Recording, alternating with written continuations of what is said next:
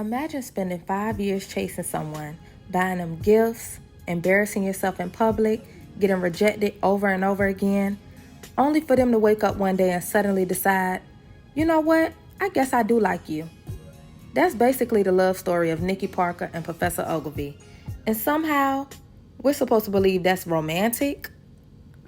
Today we're putting their relationship on trial.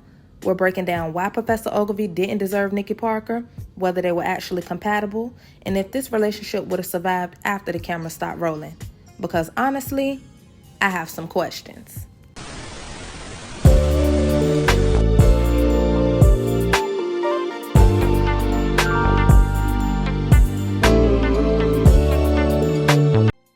Hey y'all, welcome back to the channel. I have a question for you. Have you ever watched a TV couple and thought, wait a minute, one of these people is putting in all the work? Because that's exactly how I feel about Nikki Parker and Professor Oglevee from the Parkers. Now, before everybody jumps into the comments, hear me out. I'm not saying Professor Oglevee was a terrible person. What I am saying is that I don't think he earned the kind of love, loyalty, and dedication that Nikki gave him throughout the series. And he certainly didn't earn Nikki's hand in marriage. Today we're putting their relationship under the microscope. First, let's talk about their relationship. If you've watched the Parkers, then you already know the story. Nikki Parker enrolls in college alongside her daughter Kim and immediately falls head over heels for Professor Stanley Oglevee. From that point on, almost every season revolves around Nikki trying to win his heart. She flirts with him, she surprises him, she helps him whenever he's in trouble, she supports him, she encourages him, she believes in him. And Professor Oglevee, most of the time, he rejects her. Now, yes, it was played for laughs because this was a sitcom, but if we remove the laugh track for just a second, the relationship starts looking very different. Before we judge Nikki, let's understand her.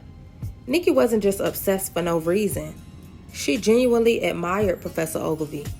He was educated, responsible, successful, calm.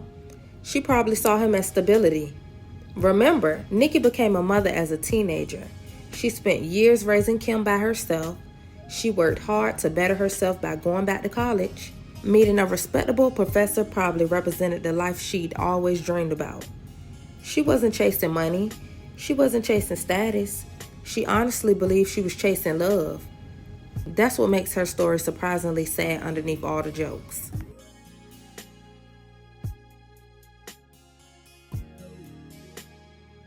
Now, let's talk about Professor Oglevee. Most people remember him as the poor professor constantly running away from Nikki. And yes, Nikki crossed boundaries, a lot of boundaries. But Oglevee wasn't always completely honest either. Sometimes he'd flirt, sometimes he'd compliment her, sometimes he'd get jealous when another man showed interest. Then the next episode, he'd go right back to rejecting her. That kind of inconsistency sends mixed signals, whether he meant to or not. And honestly, if someone tells you no, then acts jealous whenever you move on, that's confusing. My main man, what's shaking? Johnny, what you doing here, man? I'm looking for that sweet chocolate chunk of a woman that shut me down at my club the other night. I have no idea who you're talking about. Oh, yeah, the one with the big mouth and big smile and, hell, big everything. Miss Parker? That's the one. Why? Hey, so you don't mind if I take her out? Mine? I'll give you my credit card. That's nasty. Stanley? Oh. The biggest issue wasn't Nikki, it wasn't Professor Oglevee, it was the relationship dynamic. Healthy relationships require mutual interest. Nikki was putting 95%, Professor Oglevee maybe giving 5%, if that. One person was chasing, the other was running. That's not romance, that's cardio. Even when Oglevee occasionally softened towards her, it usually happened because he was jealous and the plot demanded it, not because he actually had fallen in love.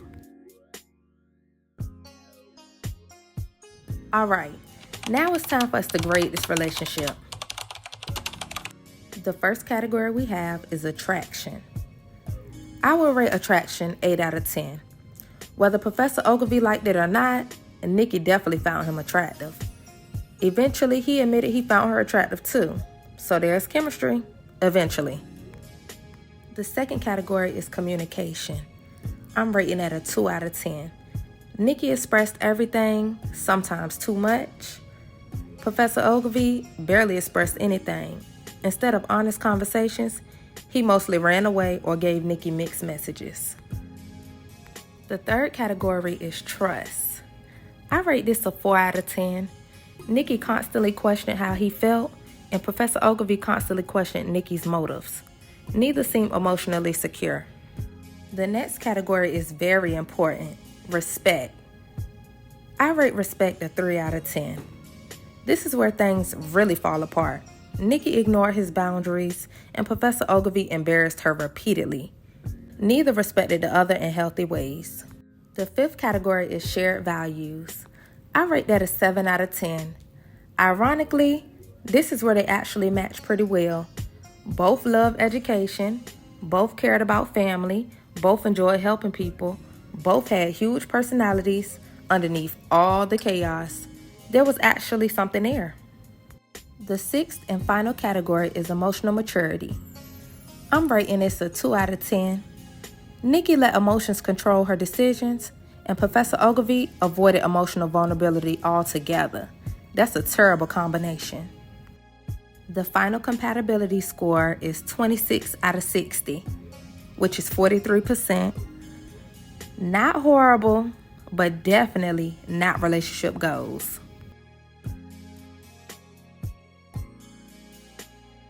As you know, in the last season, Nikki started dating a nice man named Johnny, played by Mel Jackson, and he knew exactly what he wanted from the beginning. He matched Nikki's energy to the T and treated her like a queen.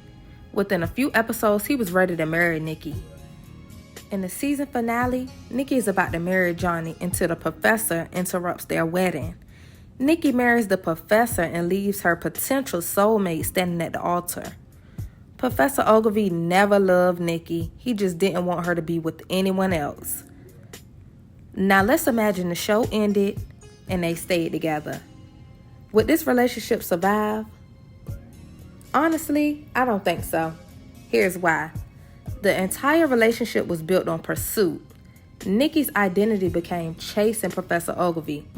Professor Oglevee's identity became avoiding Nikki. Take away the chase, now what? Healthy couples actually enjoy spending ordinary time together, running errands, talking, disagreeing respectfully, growing together. We never really saw Nikki and the professor do any of that. Their relationship existed because the writers needed the joke to continue. Once the joke was over, there wasn't much foundation underneath it. Could they have worked eventually? Maybe, with counseling, honest conversations, better boundaries, and probably several months apart. At the end of the day, I don't think Professor Oglevee deserved Nikki Parker. Not because he wasn't allowed to reject her, he absolutely had that right, but because he spent years treating someone who genuinely cared about him with unnecessary disrespect. At the same time, Nikki also needed healthier boundaries. Real love isn't chasing someone until they finally give in. It's mutual, it's respectful, it's intentional. And that's why even though Nikki and Professor Oglevee are one of sitcom television's most memorable couples, if we can even call them a couple, I don't think they're one of the healthiest. But that's just my opinion. Now I want to hear yours. Did Professor Oglevee deserve Nikki? Would they have actually lasted? Or do you think they were secretly soulmates the whole time? Let me know down in the comments. And if you enjoyed this video, don't forget to like, comment, subscribe, and hit the notification bell because we've got plenty more sitcom relationship deep dives coming your way. And for all the it's just a show people, this is for entertainment purposes only. Your girl's just a little dramatic, okay? But Nikki did deserve better, for real. Thanks for watching, and I'll see you in the next one. Bye. Stop the wedding! Miss Parker. Look, I've been a fool all these years. And after the way I treated you, I don't blame you for telling me to get lost. I'll do it for her. Get lost. And if you turn me away, I still want you to know I love you, Nikki Parker. I'm sorry, Johnny. I think you are a wonderful man. This man is my soulmate.